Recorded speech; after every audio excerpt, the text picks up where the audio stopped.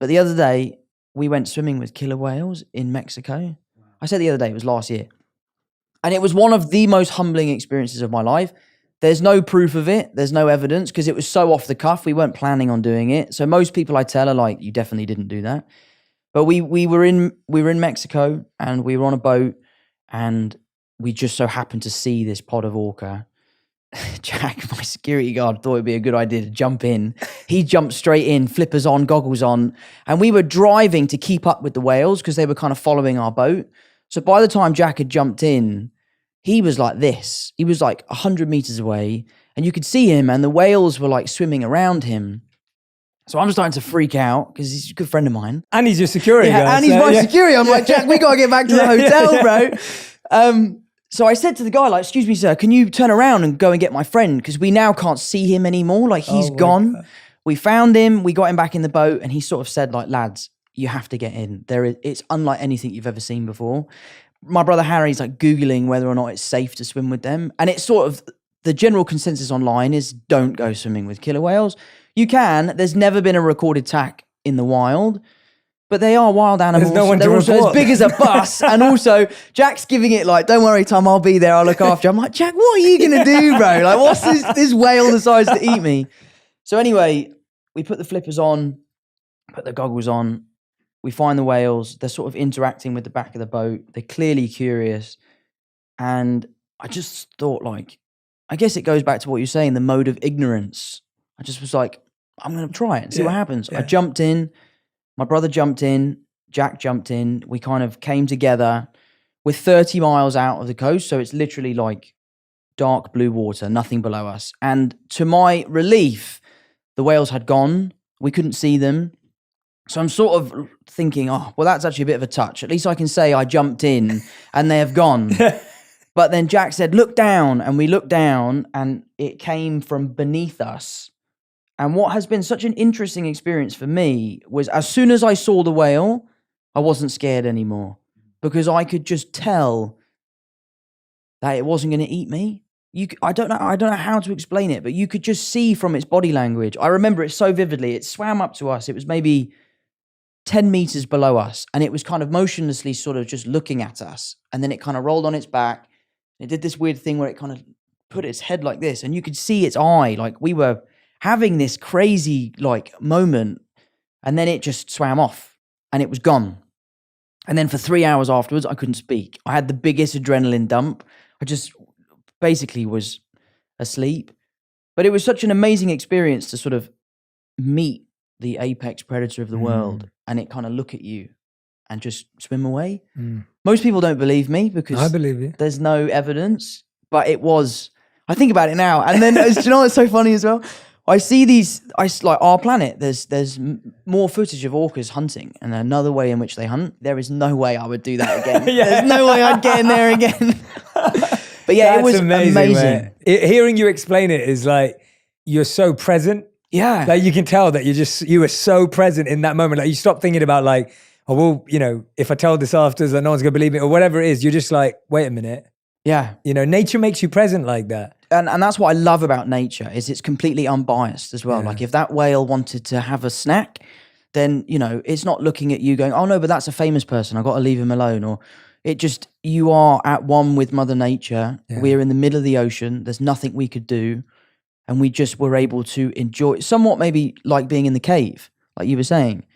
It was just about us and this whale. My brother and I were holding hands. But then as soon as it presented itself to us, any stress just dissipated. Yeah. And it was just this unbelievable experience. And it was so leveling. It was so humbling that it makes me feel like I can take on certain things.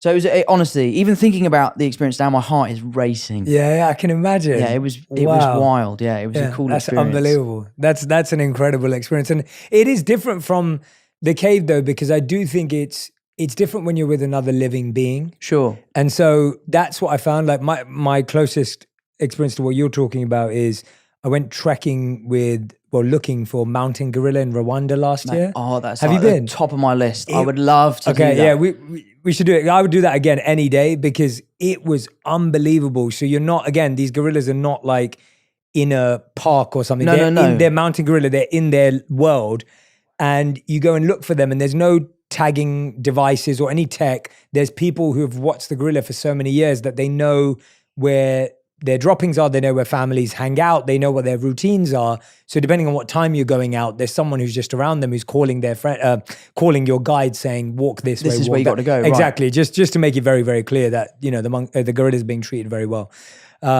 So you're literally looking around, and you could be on the lookout for them for like 2 to 6 hours. Wow. You may not find them. You're just hiking. See, I love that, though, that you might not find them. Yeah, you might not find them. So we found them in 2 hours. One group that we heard about, because you go in smaller groups of like 10. The other group that we were friends with, they took 8 hours to find gorillas, but they saw them too. And when I went, I was kind of like, oh, we're going to see one gorilla, whatever. Like, they're going to be far away. Like, I was a bit skeptical because I didn't know how it was going to be.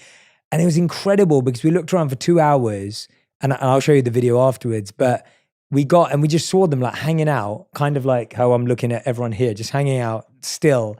And then all of a sudden they all started walking together, and there was a family of 20 gorillas. Wow. And you got 2 silverbacks that are like, they're like, their fists are like, like just huge. Slap you and you're gone. Yeah, exactly. And it was really interesting because the guides who were there with us, they said to us that when you go close to them, kind of like, and this is why I remembered it and why I'm telling you, it's because when you were talking about the way the whale looked at you, and it was kind of like, you knew it wasn't going to eat you. Yeah. And so they were saying that when you get close to these gorillas, the only thing you can't do is you can't touch their kids and you can't touch them. Yeah. And so you can't drop something near their kids and then try get it back because they'll think you're trying to harm their kids.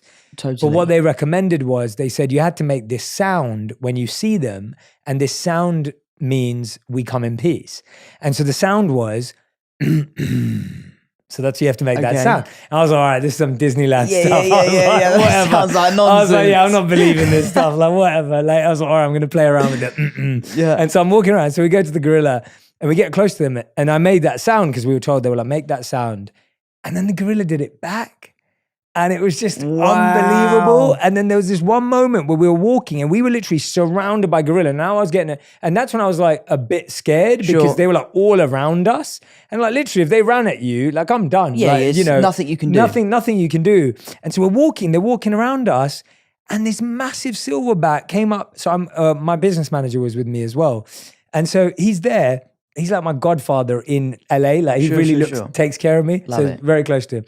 And so this big gorilla that walks behind him, and I'm looking at him going, oh man, like he stopped, and we're all looking at him because he's got this massive silverback behind him, and we're all like, how do we tell him to move? And the guy's like, just be still, like just be really present, like you can't freak out. And the gorilla just went wow, behind him, amazing. and he moved out the way and just walked past. Wow. And it was that same presence that you're feeling that I felt with them. And that's what I mean, being with another living being is spectacular. So do you think that level of ease comes from the helpless nature of being in the presence of an animal that could do to you whatever they want to? Like, I think part of the reason why I felt so calm when the whale had come up was because there was nothing we could do should it go sideways. Yeah. And I think finding that kind of inner peace of like, I've made my mind, this is the choices I've made. I'm here now. There's nothing I can do. It's almost like you should make peace with your choices, I guess. yeah. I don't know. No. I think you've actually taken it somewhere really beautiful, mate. I think for me as well, it's humility. Yeah, that's what. And like when you meet someone new, rarely are we humble. Sure. We often feel the pressure to be like, well, look at who I am, or Right. or we're trying to create, even if it's not out of ego, there's a certain sense of like wanting to gain people's like and respect. Yeah, and you want to impress people. No matter what I do, this whale or gorilla is not going to like or respect me. Sure. So I better just be humble about it. Yeah. And at peace, as you said. And it levels you. And it levels you, and it allows that human being, that being also, of course, it's not, of course, we're not recommending that you just go into these places. Yeah. But the idea being that I do think there's something magical about nature where humility is kind of nature's way. Mm-hmm. And it is that what you're saying, that when you're at peace with your choices and you're at peace with, here we are, here I am, I can't do anything, and guess what? It's okay. Right, that's what I'm saying. Yeah. It's somewhat sort of like, I've made a decision. If the decision is a mistake, you got to live with it because you made it, I guess.